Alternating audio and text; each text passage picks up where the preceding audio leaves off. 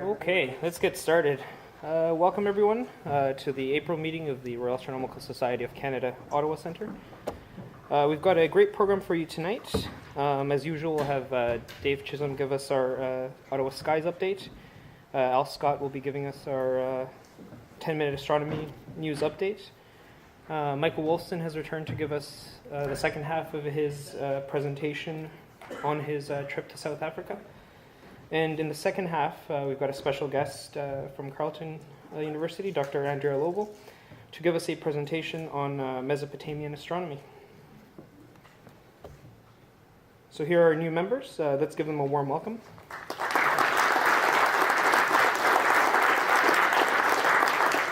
We've had 14 new members thus far in 2018. Thanks all for joining.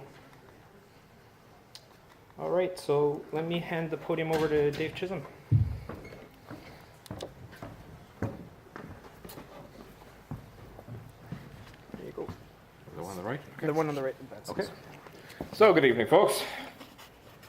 So let's take a look at the moon phases for April. So we've got our full moon on April the 30th. We do have some meteor showers this month. The largest meteor shower, April 22nd and 23rd.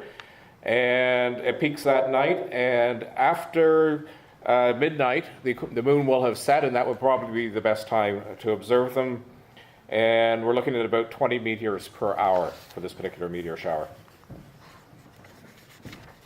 Mercury, best time to attempt to observe Mercury is on April 29th, where it reaches its greatest western elongation. That means it's the furthest away from the sun. It's 27 degrees away. You might be able to spot it low in the eastern sky just before sunrise.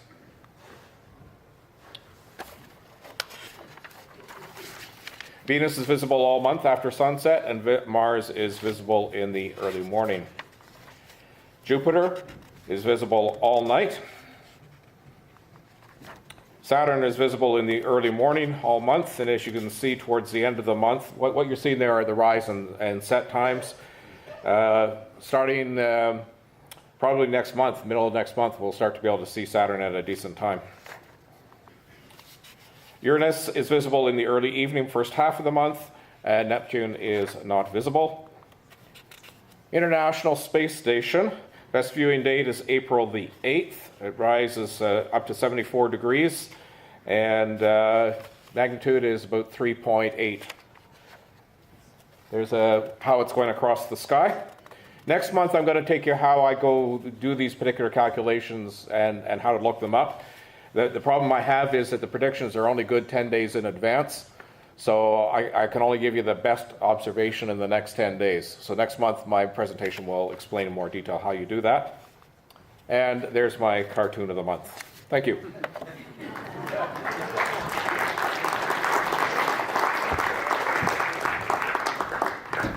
Thanks, Dave. All right, next we've got Al Scott with the 10-minute astronomy news update. Thank you. So I've got a couple interesting news items for you this month. First one, it's a discovery. Whoa. Went backwards. Discovery of a new galaxy, and here's a picture of the galaxy on the right, and the instrument that was used to discover it on the left is called this is the Dragonfly Eye Array. It's an array of basically Canon telephoto lenses with very low reflectivity. It's able to detect because it's got low reflectivity on the lenses, they're specially made, it's able to detect very dim items. So this galaxy really looks more like a smudge than a galaxy at first glance. And it was discovered based on a few bright dots that turns out to be globular clusters. And when looked at with the Dragonfly Eye, you could actually find that it actually is a relatively large galaxy. It's called NGC 1052-DF2 for Dragonfly Eye 2. And this galaxy is unique in that it appears to have no dark matter. Thus the name that I coined.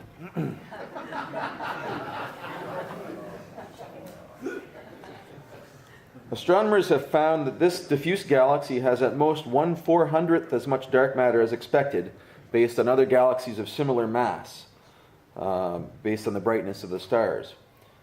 It's one of a collection of galaxies dominated by the large elliptical NGC 1052, which lies about 65 million light years away on the border of the constellations Cetus and Eridanus. Which one is it, Al? It's this entire area. Oh, the whole area. Yeah, it's a big fluffy foreground galaxy. The surface brightness is so dim that it's difficult. It hasn't been detected before using normal telescopes. It just looks like a smudge. What's the field of view? I'm not sure. I'd have to look that up. The galaxy is so sparse that it's see-through, and its dots look like globular clusters, albeit strangely bright, similar to the Milky Way's Omega Centauri cluster. Those globulars are, based on the distance, they're about twice as large and squashed as globulars of similar brightness in our galaxy. But maybe this is because they don't have dark matter. These ancient globulars loop around the parent galaxies with speeds determined by the galaxy's mass. And you can measure the Doppler shift of the emission lines from these globulars and thus get a measurement of how much mass is in the galaxy by how fast the globulars are going around at their particular radii. The 10 globulars the team clocked all move at most a third as fast as expected for galaxies of this mass, of about 200 million suns, about a tenth the size of the Small Magellanic Cloud. So that means that the enclosed mass is roughly equivalent to the visible stars, which is somewhat unique because all other galaxies that have been measured up till now have an extra oomph in them that make their globulars go faster than you might expect from the visible stars.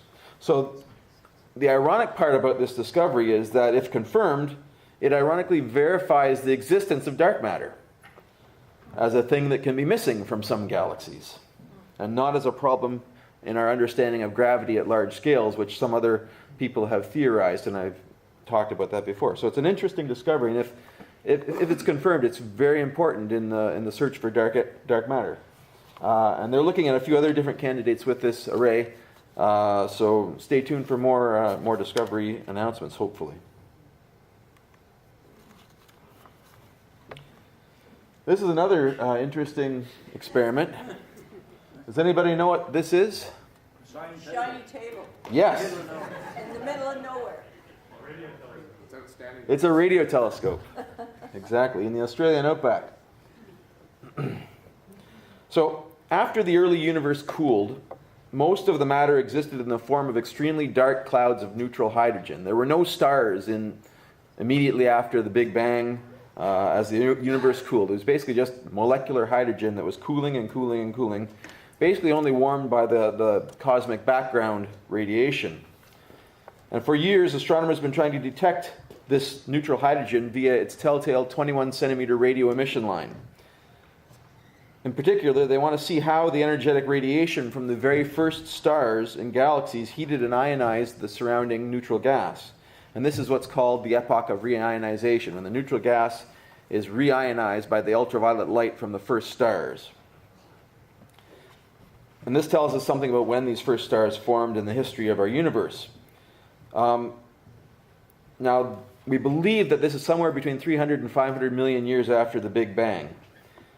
And as the radio waves from this 21 centimeter hydrogen emission line expand through space, they become meters long and become redshifted into the hundreds of megahertz range. And so what this is basically a radio telescope looking in that spectral range for these emission lines from neutral hydrogen. Unfortunately, the signal is swamped by man-made foreground sources, by electrons spiraling around magnetic fields in our own galaxy, and instrumental noise. So this particular experiment is called EDGES, Experiment to Detect the Global Epoch of Reionization Signature. And this is a relatively cheap experiment, as you can see. And they put it out here to get it away from radio noise, basically. So they've detected a signal between 50 and 100 megahertz, which corresponds to a look-back time on the order of 180 million years after the Big Bang. At that very early stage in cosmic evolution, the cosmic background radiation would actually have been hotter than the neutral hydrogen gas, which is decoupled because it's transparent to the wavelengths that would be emitted by the 50 degree Kelvin background. So it's like you're surrounded by an oven at 50K, but the clouds are cooling even further because the oven isn't heating them up. The energy from the cosmic microwave just goes straight through these clouds without heating it up. And this 21 centimeter emission line goes straight through the universe to us. That's why they pick it out, because it's a highly forbidden line and doesn't interact with very much before it gets to us. So what they found was that this hydrogen gas actually, when it's hit by the ultraviolet rays of the first stars, it disturbs the electron and takes this gas out of equilibrium with the background radiation, and it allows it to either emit a signal on top of the background or absorb a signal below it. So when the ultraviolet radiation first hits this stuff, it knocks it out of equilibrium. We should be able to detect either a peak or a dip in the spectrum. And what these astronomers have found is a dip in the spectrum around 78 megahertz. And that's a wavelength of 3.84 meters. So this detection is basically the first measurement of this neutral hydrogen gas and the first measurement of the epoch of reionization. When were the first stars beginning to form and beginning to reionize the gas? And it took the team 12 years to tease this signal out of the data, of taking data, averaging the radio back. They're basically measuring radio hiss and trying to get rid of all the foreground sources and try to understand their instrument. So 12 years of measurements and then 2 years to rule out any systematic effects in their instrument before they could publish their data. And it's interesting data. Basically what it says is that the temperature of the hydrogen gas is only about 3 Kelvin. And predictions had said it should be about 7 Kelvin based on cooling from the Big Bang.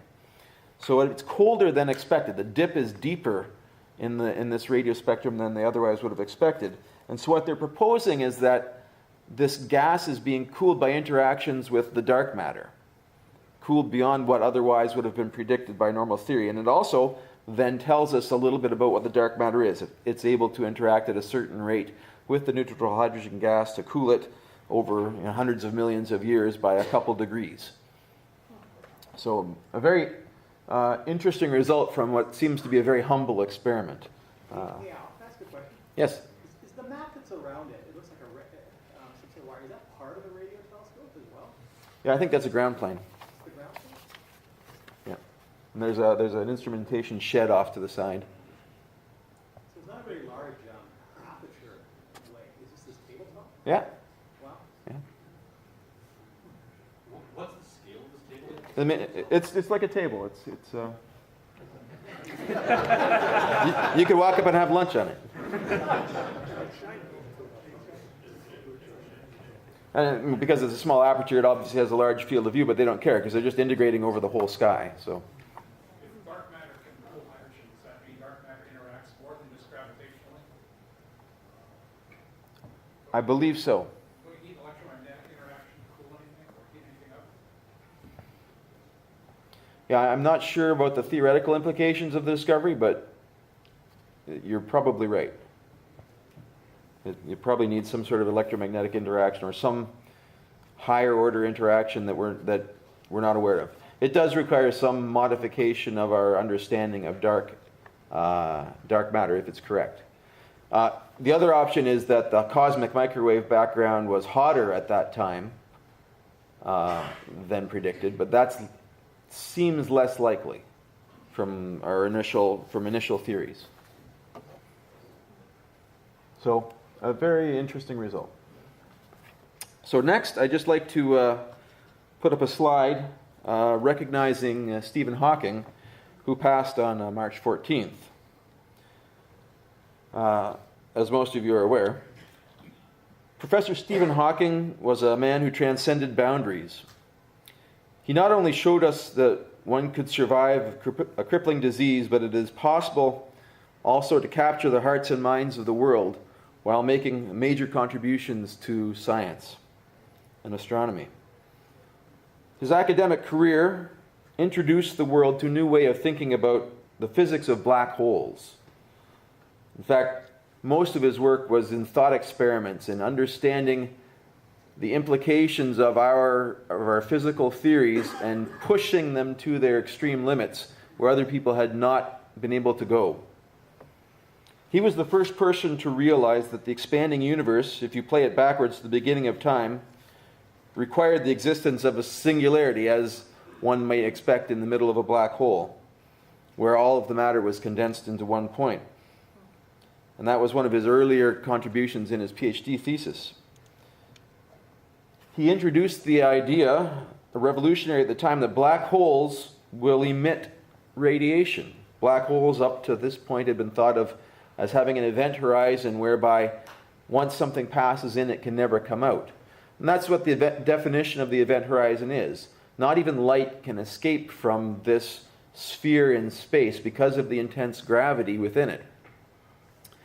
But what Hawking realized was that quantum mechanics had not been considered in this explanation. And when you take quantum mechanics and meld it into relativity, what you have, quantum mechanics describes the vacuum as space not as a dead place, but as a frothing sea of virtual particle-antiparticle pairs that pop into existence for an infinitesimal amount of time and then disappear by annihilating just as quickly.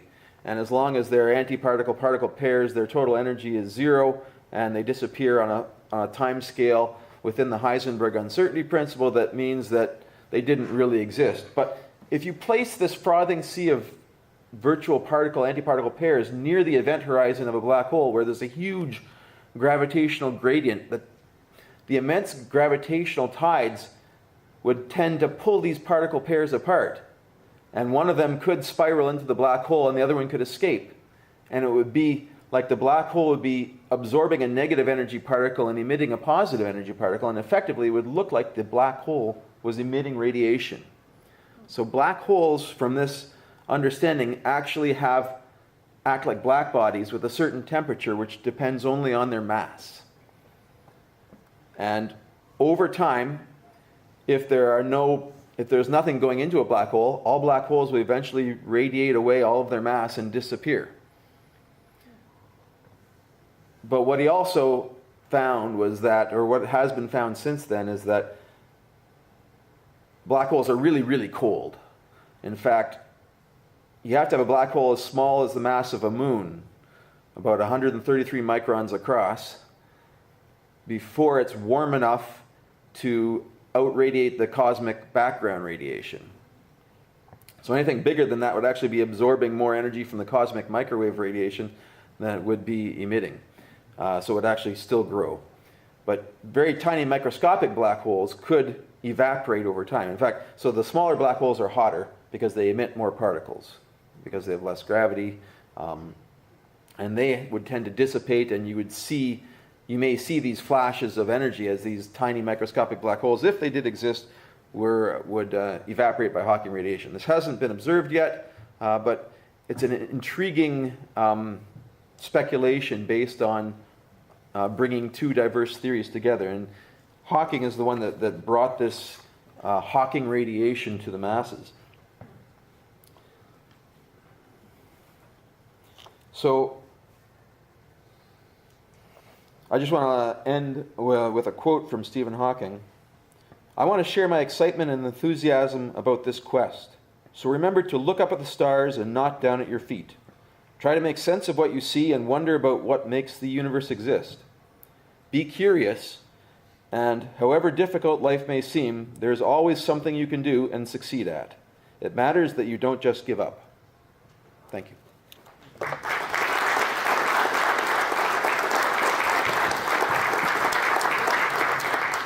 Thank you, Al. Stephen Hawking will certainly be missed. All right, Michael, you're up next. You can advance the slides with the right. There's a green button for a pointer if you need it. Okay. Ooh, bright lights. Good evening, everybody, and appreciate the opportunity to tell you part two of the story of my trip to South Africa. Some travelogue, then basically photographs from both the South African Large Telescope and then the Royal Observatory.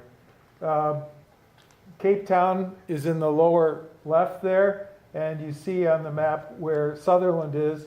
Let me also point out Pretoria, because I'm going to refer to it quite a bit later.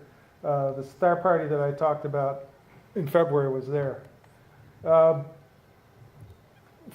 of the signs along the way toward Sutherland, watch out for baboons and leopards.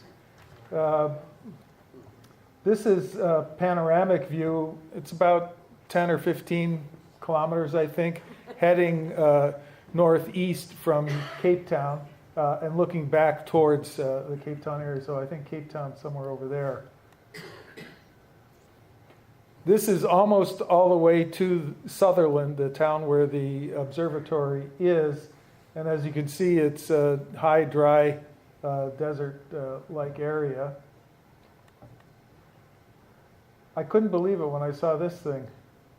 I confess I haven't Googled it to see what it really is, but they claim there's a spaceport there that's on the road nearby. So the Southern African Large Telescope is the largest optical telescope in the southern hemisphere, but it's not an original design. It's based on something called the Hobby Eberly telescope in West Texas that was completed, I don't know, 5 or 10 years earlier. It is very large. It's got an 11 by 10 meter mirror. It's spherical, not parabolic, and it's composed of a bunch of segments, 91 in fact, and they're hexagons, and they're about 1 meter. They fit in a 1 meter circle, and each one is controlled by a series of actuators. All of these actuators are computer controlled, and I can't remember, but it's down to like tens of nanometers that these actuators can position the mirror in order to make sure that all 91 of them are pointing in the same direction. The other thing that's really unique and allowed the telescope to be built at much lower cost than usual is it can rotate in azimuth, but it can't go up and down. So this allows huge savings in the mechanical and structural cost of holding the mirror. It means that the telescope can't see at the horizon and it can't see at the zenith, but it can see a wide swath. Apparently 80% of the sky goes by what it can see. So if the mirror is only rotating, how the heck do you track something as the Earth rotates? Well, I'll show some slides in a second, but basically there's a gantry or girder structure up at the top, and the part that receives the optical focus, spectroscopes and things, moves around up there. And the main use of this telescope is spectroscopy. There's a picture of the overall plan, and you can see there's many telescopes here. This is the big one, the South African Large Telescope. And once the government had decided on this site and provided the infrastructure, a number of other telescopes moved there and established there. And so there, I visited quite a few of these. I'm only going to show pictures for a couple of others. But they are from the US, Russia, Germany, many countries. Some universities have their own telescopes there. This is connected, but the technicians and operators live in that building or work in that building, but there's a fiber optic cable that goes down to Cape Town where the researchers do most of their work. Just to know that we're in the southern hemisphere, here's a nice photo, and so those are the large and small Magellanic clouds. There's a museum I'll talk about in a few minutes, but these are two photos of a model of the large telescope, and you can see all the little hexagons in there. And this is the gantry or girder structure up at the top, which holds the spectroscope and other things, the end of one end of the fiber optic cable. And it just rotates around in azimuth. It doesn't go up and down. Now this is the best picture I could find. So this is the actual gantry at the top, and you can see the pod where all the equipment is. And I tried to blow it up before the pixels got too big. So there's a somewhat bigger image. Now, according to some of what I was reading, there are 6 motors that control the orientation of this thing, and there's X, Y, Z, and then there's some gimbals that keep it pointed in the right part of the telescope, and finally I'm guessing the sixth motor must be for derotation of the image if it's tracking something over time. This is a picture I took when I was there, and you see there, it looks like a hole there. What they can do, these mirrors need to be recoded every year or so. And the nice thing about having a segmented mirror is you can take out one segment at a time, take it off and recode it, and it doesn't unduly impair the utility or usefulness of the overall telescope. That looks scary to me. This guy, I don't know what he has in his hand, but I hope it's tied on. Now, if you're wondering, this thing here is a tower, and there's a laser up here. And I don't know if they do it every night or once a week, but basically the laser shines down at the mirror inside, and it is used to collimate each and every segment. This kind of telescope just would not have been possible before powerful computers, because you've got, on the one hand, all the computers that are controlling each and every one of those 91 mirror segments, and you've also got computers that are continuously controlling the 6 motors that handle the orientation of the optical pod at the top. When we were there, these guys were looking at the base where it rotates. It rotates on air pucks, and somehow it seemed to have gotten stuck. And here they are again working around. So this gives you a better sense of the scale of the overall telescope. And that's the control room. Pretty empty, lots of computer screens, pretty boring, I think, unless you're observing. Now onto another telescope. This is something called the Grubb-Parsons telescope. It was in Pretoria in 1948 until 1974, and then was moved to the Sutherland site. And I think I'm not sure if it was this one, it was one of the largest telescopes, if not for quite a while, for a couple decades in the southern hemisphere. So this, if you blow it up, is this. So I was quite impressed to see that for some people who have deep pockets and not so deep pockets and buy amateur astronomy gear, this is the same Bader planetarium. And now there were a number of these kinds of things which are all sky instruments. This particular set is for geophysical observation. And the fellow who was taking me around said, and this is the reference to Pretoria, these things are so sensitive they can detect lightning over in Pretoria. So like that's hundreds of kilometers away. And that's a peek inside this white box with the instrumentation inside. Al just showed something called, I forget the name of the telescope, with the wasp's eye or something like that. Dragonfly. So this is the WASP, wide angle search for planets, and it looks like it has the same Nikon camera lenses and CCD cameras at the back. Apparently there are 4 of these scattered around the planet, so they're continuously searching for planets in particular parts of the sky. This was an innocuous looking little telescope hut, and lo and behold, a Meade Schmidt-Cassegrain inside. And I don't know if folks have heard of APM, another pretty well-known maker of amateur telescope gear. So they made this 1 meter telescope. I'm not sure which university or whatever paid for it and located it there. It's remotely controlled. And the one neat thing about it is there's the secondary, and it shoots light back down through the hole in the primary, but there's a 45-degree mirror here, so the light comes out this way. So no matter where it's pointing, this is relatively fixed. So from the Sutherland out in the desert, I drove back down to Cape Town, and in a suburb of Cape Town, there's something called the South African Royal Astronomical Observatory, or Royal Observatory.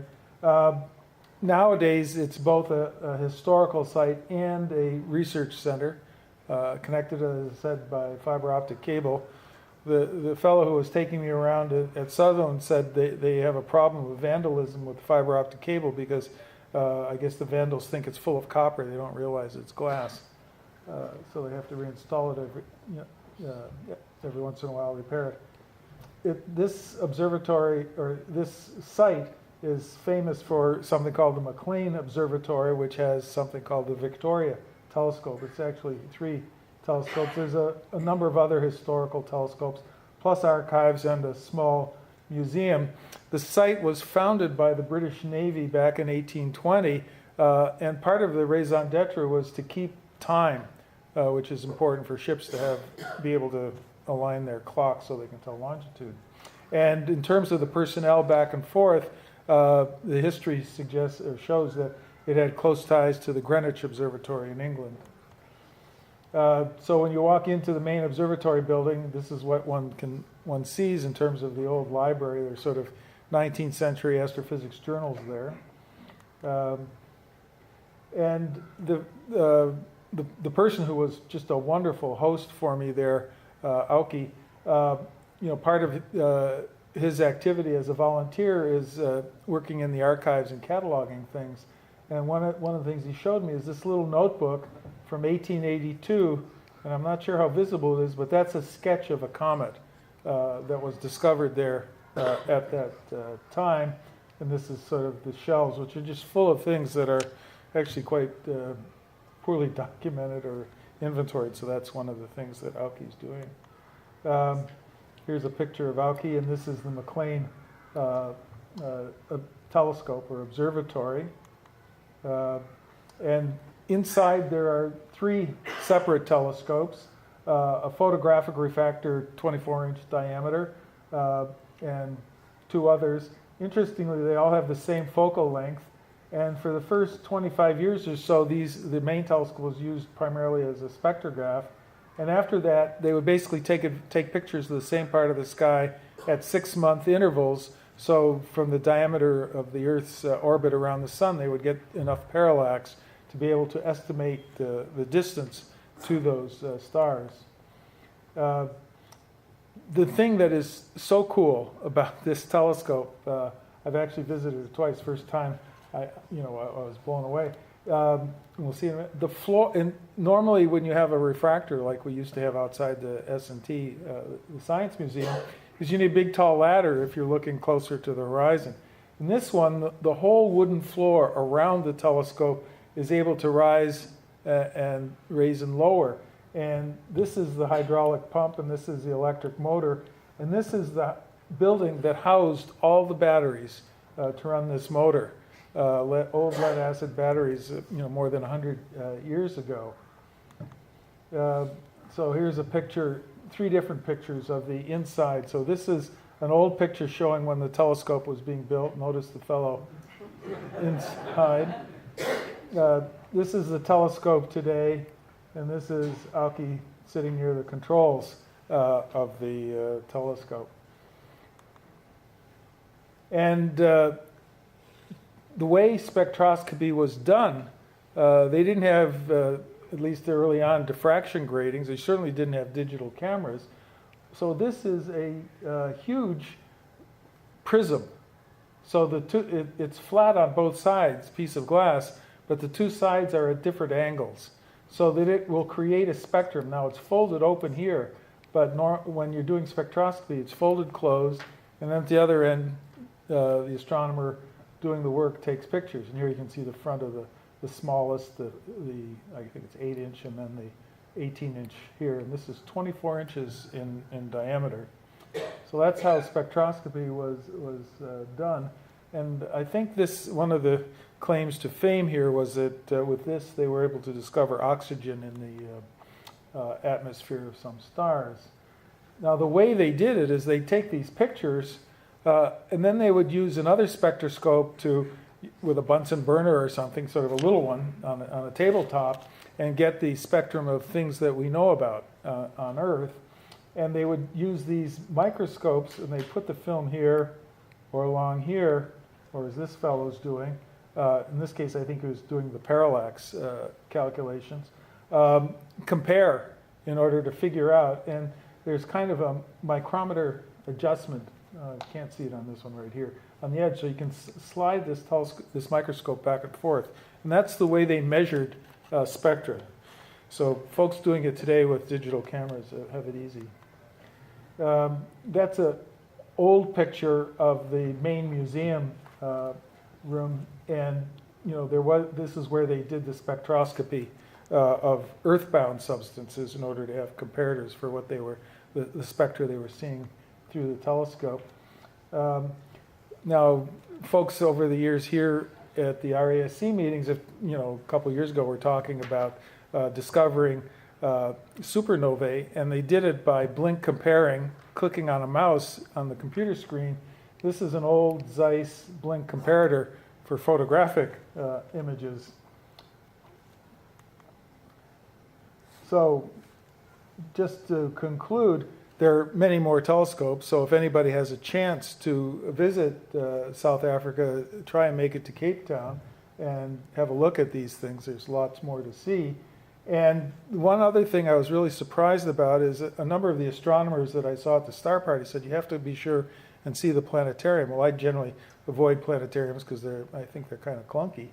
But this one has really super high resolution, laser generated display, and they can handle millions of objects in real time, motion without jaggies and things like that. So it's quite impressive. And in fact, that facility is used, on afternoons on the weekend for the general public, but in the mornings on weekdays, scientists use it for data visualization. Thanks a lot.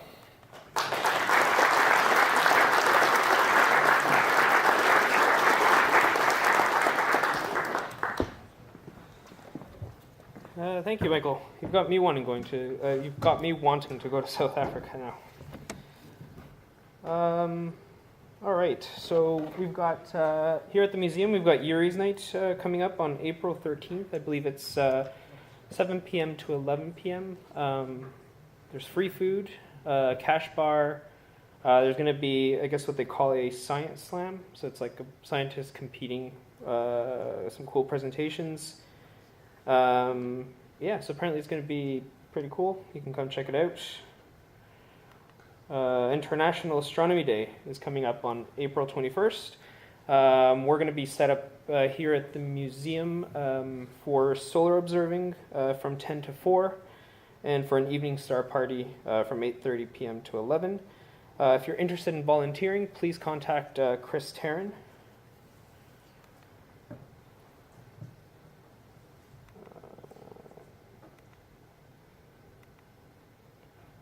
Okay, and Chris, are we going to shuffle those a little bit? Sure. So we're just moving a little bit quickly. So I'm going to get John Thompson and Rick Wagner to come do their observations. And then we'll go to the break after that.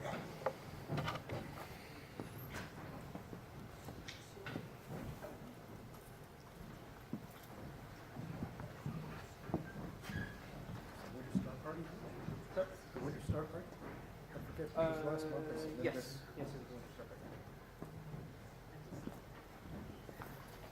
So you can advance. So we've got nothing here. You can advance slides to the right. There's just Pointer one. on the. Just one. I think you've got a couple. Oh, wrong way.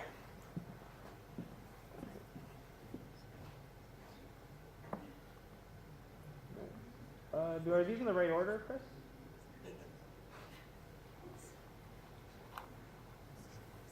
Chris, can you put us back on observations there? I'll put it back. Okay, 66. You were advancing backwards. You gotta make sure you use the other button. So the one on the Okay.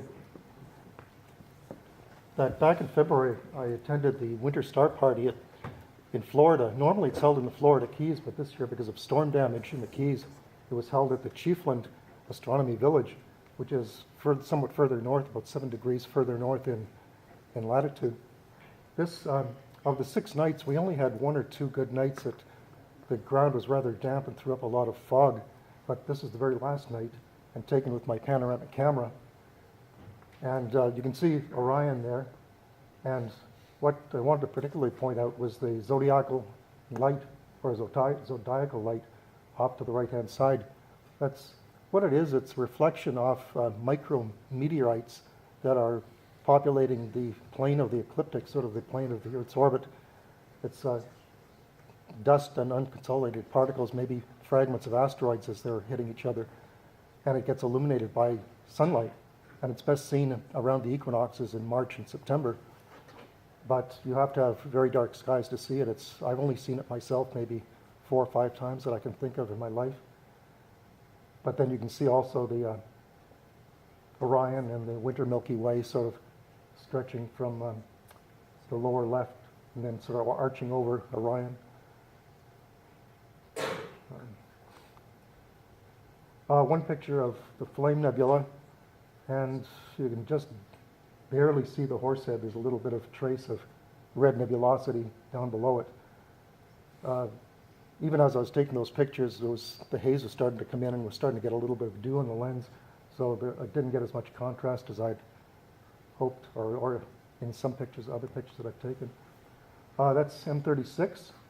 I thought it looked a little bit like a starfish. You can see I was using a telephoto lens here, and you can see a little bit of chromatic aberration. I think that's what the red circle around it. It's possible it's infrared also because I've got an extended red camera, which probably contributes to that. Orion Nebula. Again, I was just using a telephoto lens on a Ioptron star tracker. And M46 and M47 in Puppis. And then above 47, there's also an NGC object. I forget the number of that one. But you can see a rather different morphology of those two clusters. One is primarily composed of fainter stars, which probably means it's an older cluster. It's also a little more dense. And then the other one, M47, is brighter stars, which tend to be younger, maybe red giants perhaps. And you can see that was also and right in the middle of the winter Milky Way. You can see that extended star background.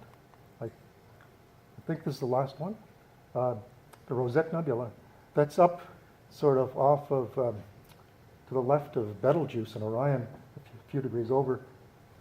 And it's something that can be seen on telescopes, but it tends to be very faint. It's quite large. It's over half a degree. I forget exactly how big.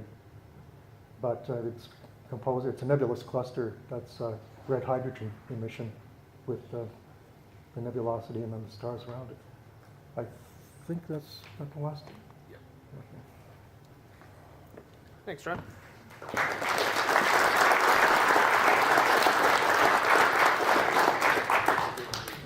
Okay, Rick. Here you are, sir. Here is the right-hand button. Yep. All right. So a little bit of a retrospective. I've been collecting observations for a while, intending to come down and show them. And so back to December. Anybody remember December? It was a lot like it is outside today. We had the Geminid meteor shower, and I was out photographing for a few hours. You'll remember Paul Cloninger showed a whole bunch of images of his Geminid shots. And I actually came up with the idea that we would be able to coordinate. We can probably triangulate on some of the meteors, except that it turns out that all the time that I was observing, he wasn't, and all the time that he was, I wasn't. And so I think we're going to have to try and coordinate things a little better next time around. But one thing he did show you was a meteor train, and so this is about the best meteor that I caught. You can see the Pleiades down to the left there.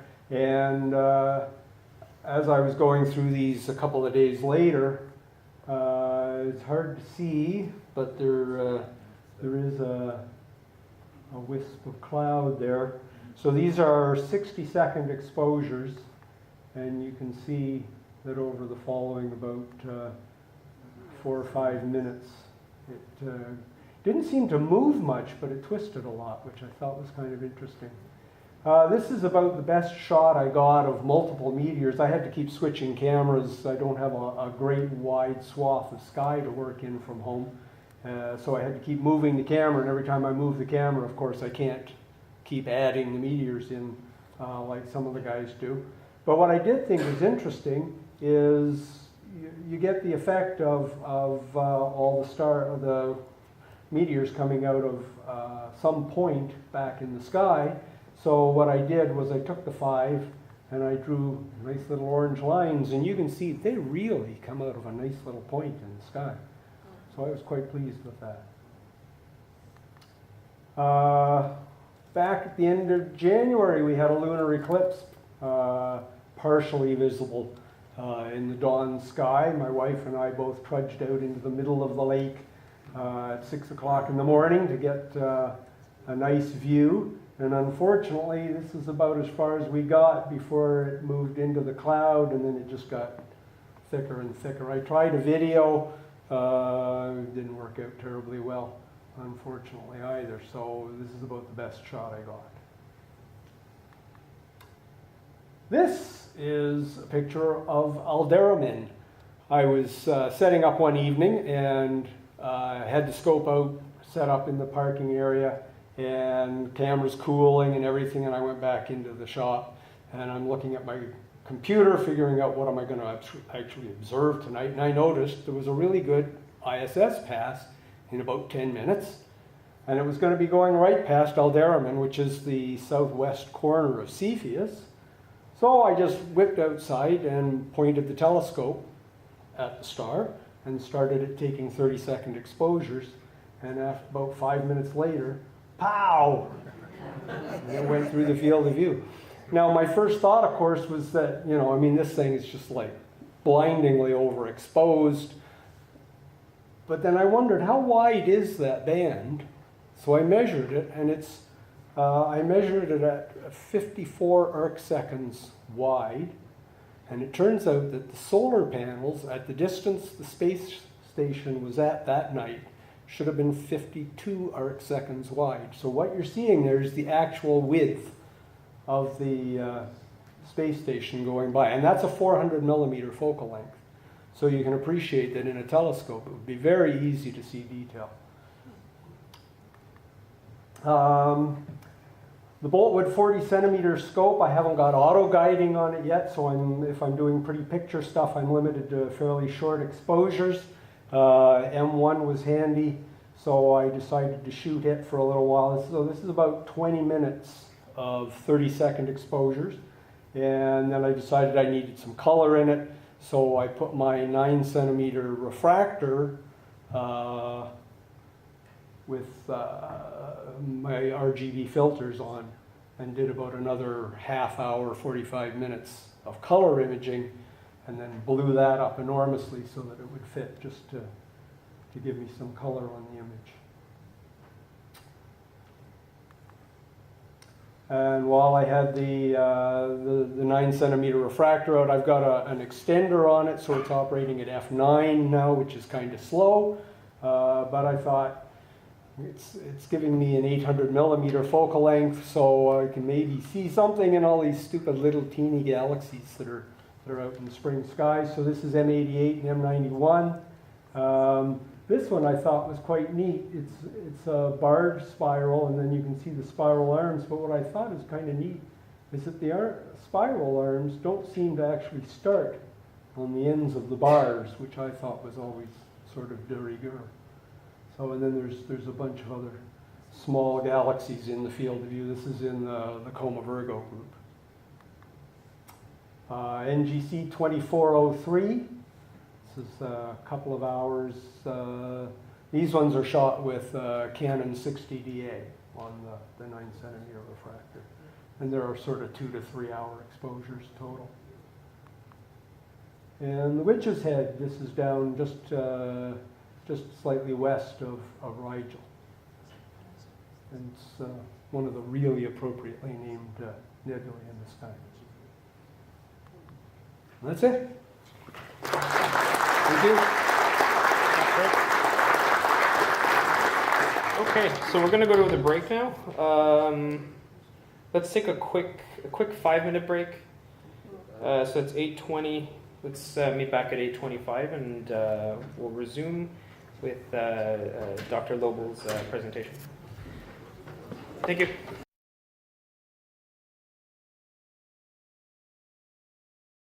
Okay, we're going to go back to observing reports. We're going to start with Gordon Webster. I am going to ask that everyone presenting their observing reports try to get through them as quickly as they can. We are running long today. Laser, advance slide. Sorry? Laser's the green button. Green button and then advance, right? Yep. Okay. Good evening. I have 3 here for you. There we are.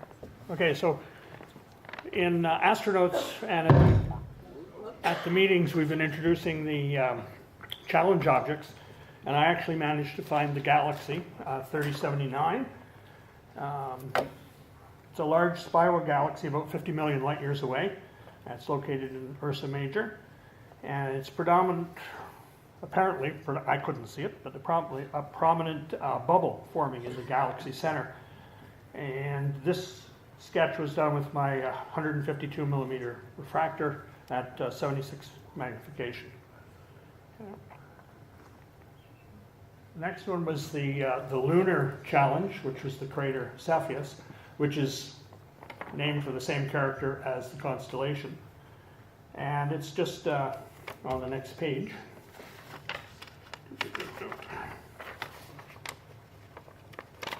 So it's a 40 by 40 diameter crater with steep terrace walls, and it's overlapped. It's the upper one here, up here. Okay, and it has an overlapping crater on the rim, and the crater below is Franklin. It's about 56 kilometers in diameter. And that was done with my 120 refractor at 200x. And last, I actually found another galaxy. It's 11.2 magnitude. It's about 46 million light years away, NGC 3310. And that was with my 12-inch Dob at 300x. And there's actually a hint of spiral arms were visible. Thank you.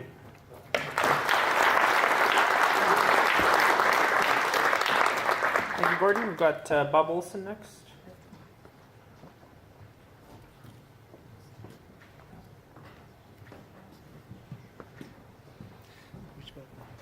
That one advances, that's late. Gotcha. I was interested in the challenge object also. Gordon called it Mink 1-7, and or M1-7, and my astronomy program called it MI 1-7. And you know that old game where you ask Google something and it doesn't know the answer? Well, you type that in and see what you get. It's more weapons than there are astronomical things. Anyway, there it is. As you can see, I didn't even know where it was. So if you kind of look at that area right there, and then we'll expand it a bit. It's a planetary nebula, and it actually has a PK number that I could have found a lot quicker. And it was Minkowski. If you do that, he made 4 lists. This is this first list and 7th object on the first list. And he was at Mount Wilson Observatory in Los Angeles. It must have been a really nice sky then. It certainly is now. And he was made these lists on Mount Wilson. All right. Next thing. This time of the year, everybody knows where the Big Dipper is. It's standing up on end. This is looking east right about now. And there's 3 really spectacular galaxies there. And you really should get your scopes out, or just borrow a scope or go to a star party and see them. It's 51, 63, and 64. And they are spectacular. They all have names that associate with what they look like when you look at them. And we'll start at the bottom. That is a black eye galaxy. And when you see it in a telescope, it really looks like it has a black eye.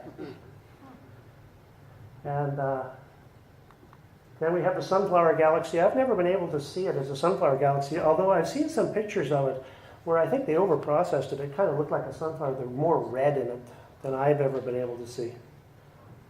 And then the most, to me, this is actually one of the first things I ever looked at in the telescope. It's M51, the Whirlpool Galaxy, and in 1845, I think, some guy looked in a telescope and saw the spiral arms. It was the first time spiral structure had ever been seen by humans. Anyway, again, that's probably my favorite celestial object. Good luck trying to find them.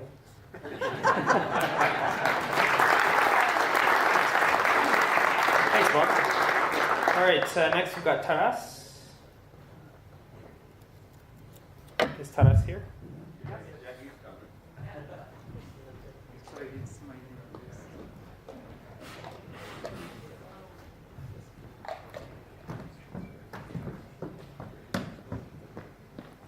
Thanks.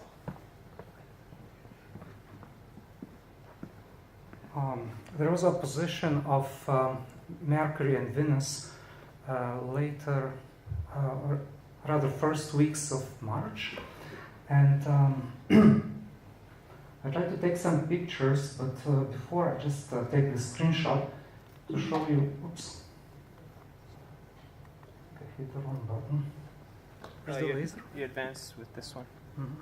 This is the laser? That's the laser, yeah. Oh, there you go. So opposition, rather conjunction, happens when two planets align on the same line.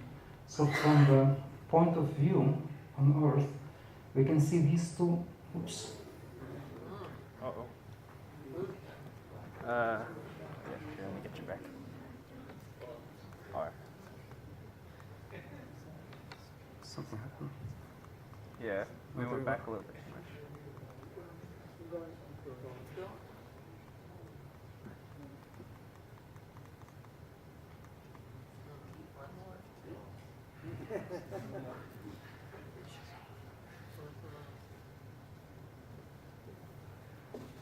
Thank you.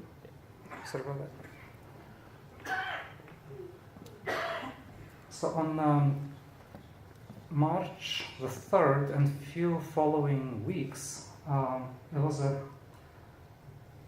this orientation of planets with regard to Earth. We could see them nicely aligned, and shortly before sunset, we could see them together, which is the meaning of conjunction, right around the point where sun set. You can see though that they have different positions with regard to the sun.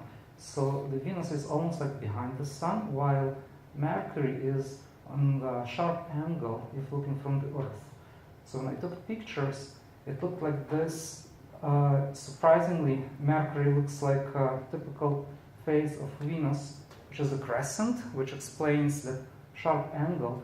And Venus, almost full planet in a full phase. Now this is not a real distance, I just put them together for comparison to see the difference in their sizes, and I did my best to get as much details as possible, although there are none. But the challenge was because they were so low above the horizon that the air disturbances plus atmospheric dispersion made that practically impossible to see shapes at all. So this was a result of roughly 2,000 frames. This time manually went through and chose the best ones to stack them to get this crescent shape. And Venus has a little bit of, you can see that this side is a little bit dimmer because of the face. It was not ideal behind, right, like in front of the moon, otherwise you wouldn't see it, but it's waning phase. M81, it's, the three galaxies together, two of them, 81 and 82, they're prominently seen, and there is the third, which is NGC galaxy. So the only specific about this picture is I tried to use a modified camera to capture as much as possible of hydrogen alpha, but there was practically none. You can clearly see the spiral arms and some details like the dust lanes, but it didn't show up much of hydrogen and star formation regions. So apparently it is the case. This galaxy is one of the least known in terms of, well known in terms of stars not being born. So within all the observation cycle for that galaxy, there was only one record that there was a supernova in M81. And the reason for that, because those three galaxies are so close together, they form a local group, and all the hydrogen from M81 was shifted towards the center of gravity and later on acquired by M82. So instead, M82 has lots of star formation regions, lots of hydrogen in it, while M81 is not that prominent for it. Thank you. Oh, actually, I think there is one more. There. Yeah, one more, which is a picture of the moon taken the same night when I was imaging M81. It was just a nice seeing, and this is still about 10 pictures stacked and processed, but I was satisfied with the amount of details which I got, and I think it makes more or less a decent picture. Thank you.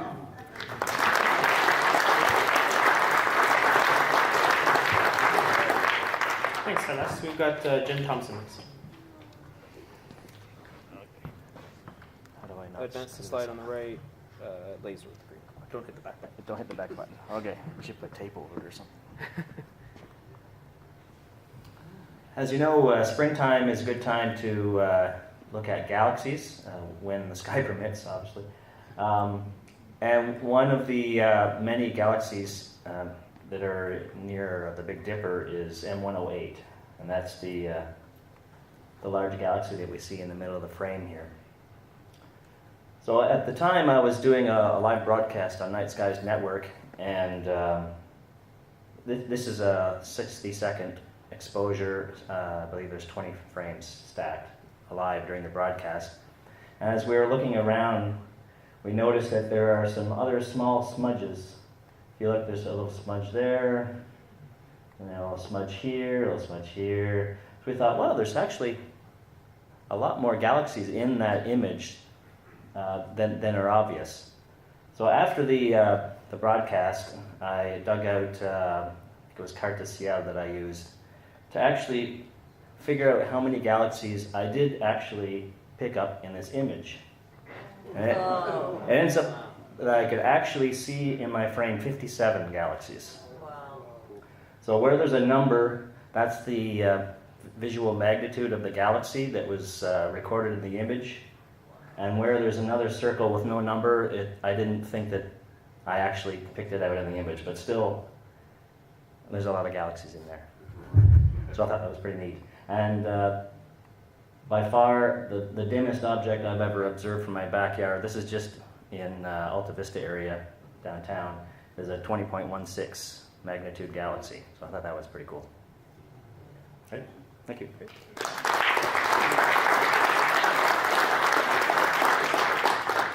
Thanks, Jim. Paul, you're next. Thanks, Oscar.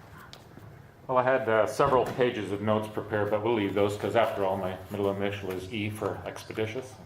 Running a little short of time. So. Anyway, Oscar put out an observing challenge. I'm glad you picked that up. We used to do that, and it's kind of a cool thing to see. So I took that to heart, and I tried to bag the images or the objects that Oscar put forth. So the first one was M44, the beehive cluster. So this is the beehive shot through a 70 millimeter APO with a Canon 60DA. It's an interesting cluster, one of the nearest open clusters to us here on Earth, about 600 light years away. Interestingly also, it's one of the first objects that Galileo observed with his telescope. So about 600 light years away, and contains about 1,000 gravitationally bound stars, most of which, about 2/3 of which, are small M-class stars. About 30% are more like the sun, and there's a smattering of very large stars. So interesting object to see, easy to see, don't need any visual aids at all. It's just it's a faint smudge to the right of Leo, and you can see it under a reasonably dark sky just with your naked eye. So M44. Next one I've got. This one I really rose to because this has been on my bucket list for a while. And I haven't finished with it yet, but Oscar mentioned the Galaxy NGC 3079, and so there's my image of it. You can see, is there a laser on this one? Yeah, it's at the top right there. That one there? Okay, thank you. You can see there's a smattering of other galaxies here, but that's the main one, and as Gordon pointed out, it's about 50 million light years away. It's got a very active galactic nucleus there with a supermassive black hole about the size of the one in our own galaxy.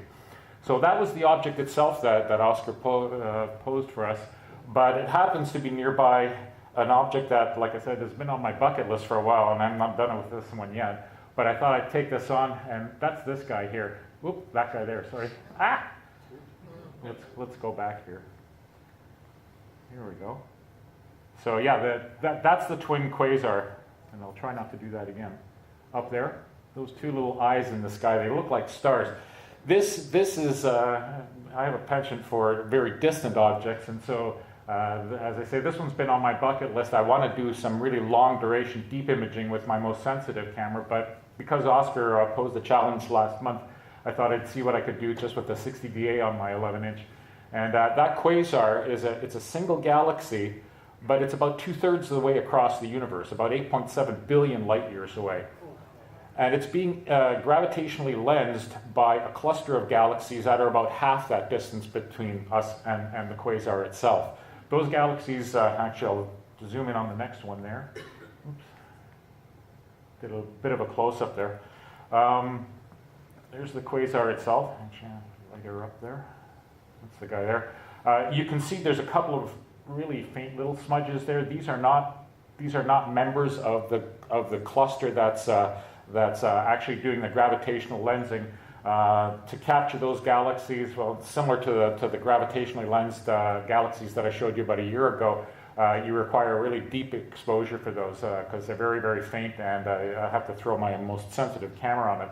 But regardless, there is one giant elliptical galaxy in almost between those two points of light that's doing most of the lensing. The other clusters the other galaxies in that cluster, of which that elliptical is a part, contribute to it as well. But it's doing the main imaging, and they're only separated by about 6 arc seconds. So, give you an idea, for those of you that have looked at planet Mars, for instance, through a telescope, that's about 1/4 of the diameter of Mars. So, as you see through your telescope. So, very distant object. This is one of the first gravitationally lensed objects that was ever observed. It was predicted back in 1936 as a fact by Albert Einstein as a consequence of general relativity. But in a paper that he published in 1936, he put out this concept, but he said, yeah, there's no possible way we'll ever observe this. So, sorry, Al, I did this in my backyard. Anyway, so stay tuned. I'm going to, as I say, this is on my short list for deep imaging. I'm going to try to get more detail on this, plus the actual galaxies that are doing the lensing. The next one. Well, Oscar, could you have picked a more obscure, dimmer object? I mean, holy smokes! As we've already seen, this is barely distinguishable from a star in the background there. And I just bagged this last night, actually, through some trees, because I figured I had to get the third one to get the hat trick. So there it is there. It's a planetary nebula. It's tiny. I wasn't able to find a distance to it, but I'm thinking it's on the order of 10 to 15,000 light years away. It's similar to something like the dumbbell, but much smaller and therefore much farther away, because they're probably comparable in size. So a little eensy guy there. There's a bit of a close-up on it. Planetary nebula. So those are the three. Got the hat trick, Oscar. You're going to have to try harder. But I couldn't leave it at this, because I actually have been doing a lot of imaging up in the Gemini area as well. And so my last object image is not of the three challenge objects, obviously, but it's, oops, there it is there. Sorry, forgot my arrow. It's this guy. So this is the Cone Nebula. This is a fantastic, the whole region up there at the foot of Gemini and through Gemini is quite fantastic. That little planetary nebula is also in Gemini. But this is one I've wanted to capture for quite a while. This is a 3-hour exposure, and I actually did this as a mosaic with my 11-inch, so there's pretty high definition on this one, and stitched them together. The Cone Nebula itself is up here. This is an active star-forming region. There's stars forming inside the pillar and up near the head there. This is about 7 light years across, so it's about almost twice the distance from here to Alpha Centauri, just to give you an idea of scale there. And as I say, this whole region, NGC 2264, if I remember, encompasses all of these objects. So here we have the Cone Nebula. This is the Christmas tree cluster. Okay, so if you can picture this as the apex of the Christmas tree, and this is the trunk. There's the stars that form the rest of the Christmas tree.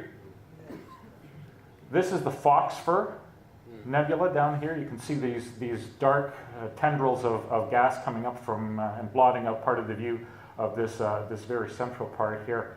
So yeah, very, very rich region. Not easy to observe. Certainly the cluster of stars there are easy to observe, but yeah, the Cone Nebula is quite faint, required a lot of exposure just to bring it up. So that's my ending object. Thank you very much.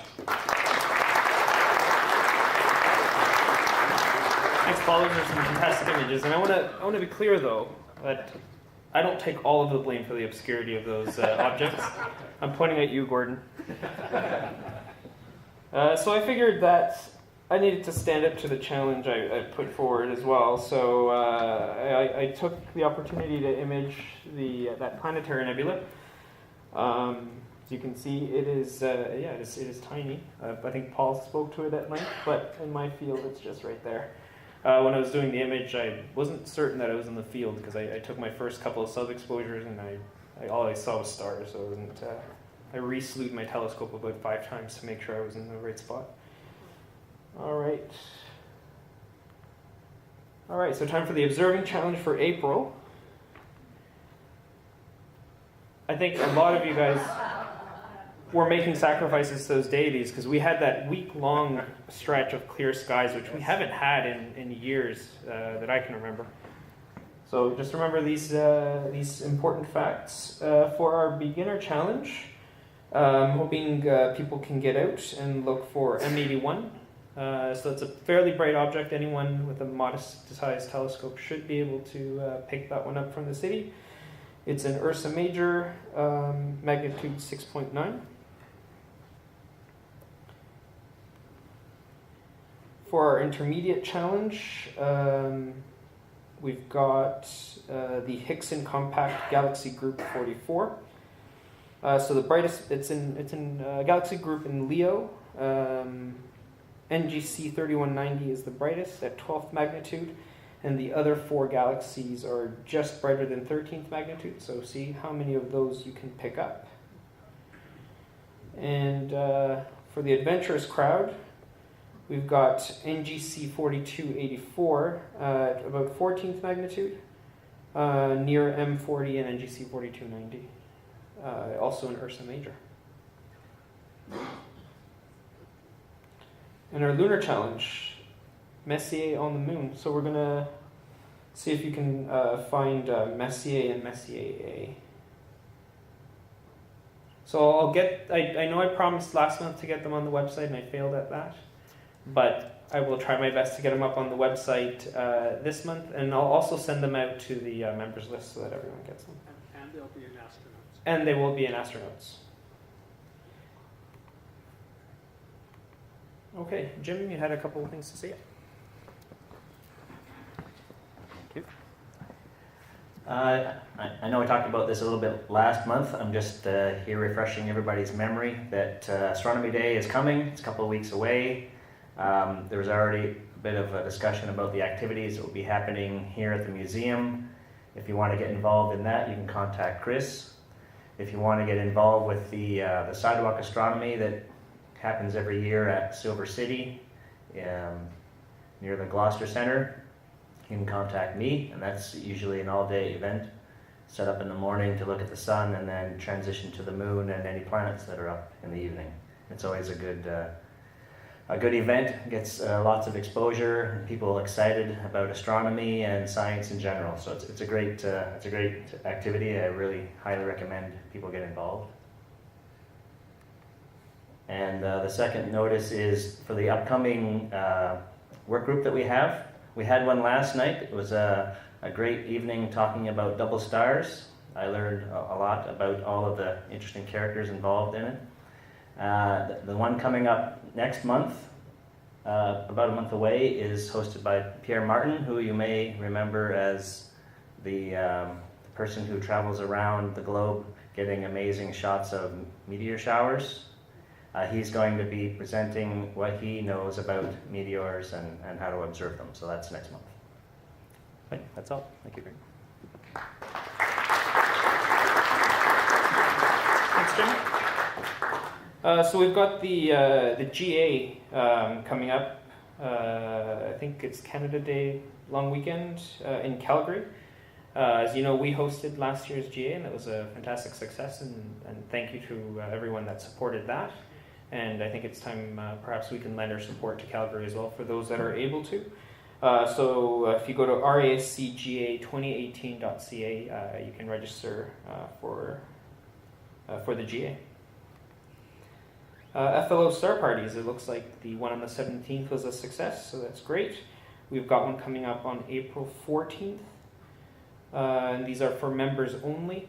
The schedule for our public star parties was sent out to the list, I believe, and that'll be up on the website soon, and I'll have a slide for it at next month's meeting. Oscar? Yes? Just one point of clarification. It's for RASC members, not FLO members. Yes. Apparently there was some confusion on that. So everybody here is welcome. Yeah. So all our AC members are welcome to this, to the FLO Star Parties. Stell's pick of the month is Mars Making Contact.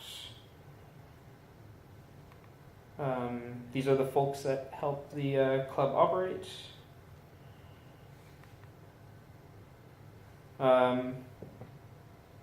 This is where you can catch the recordings of the meetings. Thank you for coming. We had an audience of 107 tonight. That's great. Post-meeting entertainment. We'll have a post-meeting meeting at Gracie's again. Next meeting is May 4th. We're going to have Chuck O'Dale with a presentation titled "Why We Learned to Love the Bolides Until It Was Too Late." Signed, the dinosaurs. We will also have Dr. Robin Fiore presenting on auroras, the dark side of the aurora, how space weather affects technology. So these are some of the benefits of membership. You get the TED Bean Loan Library. You can borrow astronomical equipment. The Stanwatt Library, you can get some books and access to the FLO, as well as various publications. So if you enjoyed this and you're not a member of our club, please consider joining.